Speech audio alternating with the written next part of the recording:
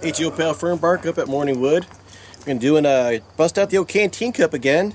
Anonymous Dave and I are going to make some chili that we made ourselves. We both dehydrated our chilies, and we'll see which of our two chilies suck the least.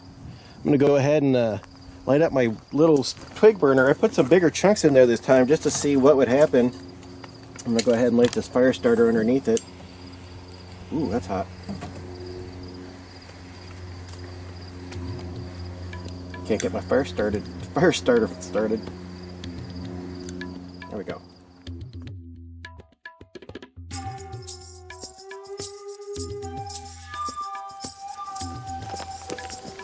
Well, I can already tell that this is going to burn way longer than I need to heat a cup of water for this meal. Oh man, that is really hot. Really hot.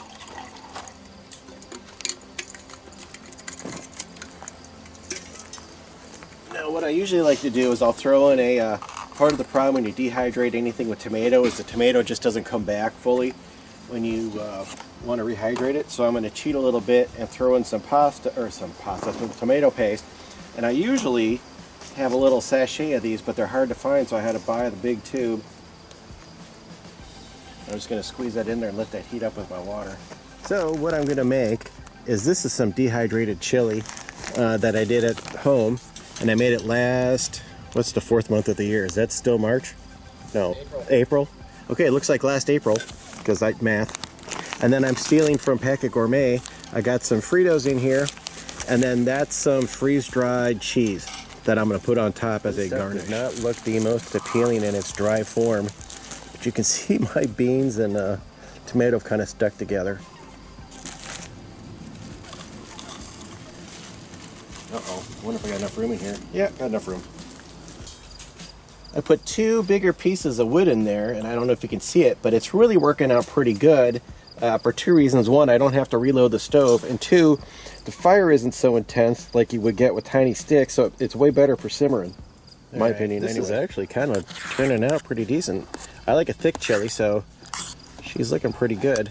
I'm pretty sure there's hamburger in there. I decided to take her off the heat for fear of scorching my chili to my bottom of my Canteen cup. I'm going to go ahead and let that finish. The beans finish doing what they need to do. Get a little softer. I'm going to try to get the cheese on the bottom and the Fritos on the top. Man, looks pretty good, huh? There we are. So this is Dave's version. We got some canned pork in here, some mole sauce. It's delicious. Not sure I won't really say it has a chili flavor, but it tastes fantastic. All right, after a couple more tastes, I do taste the chili at the end. It's fantastic though. I would recommend this to anybody who can get here as soon as they can, because there's only one Canteen cup of it available. All right, it's taste test time. I portioned out a bunch into other cups.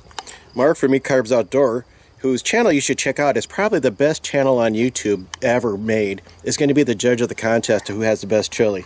So, just going to take a bite of that. Almost certain firm barkage. Wow, that was really hot. All right, sir. All right, we're coming back. You've sampled and you've judged. It's very good. Who do I like better? Whose cuisine reigns supreme? Bushcraft Kitchen. Bushcraft Kitchen?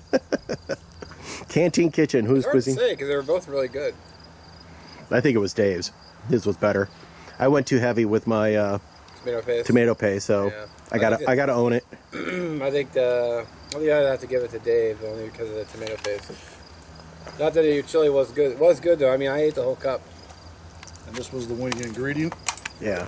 Which I dropped. So that's what Dave threw into his chili. That stuff is good. Big game changer.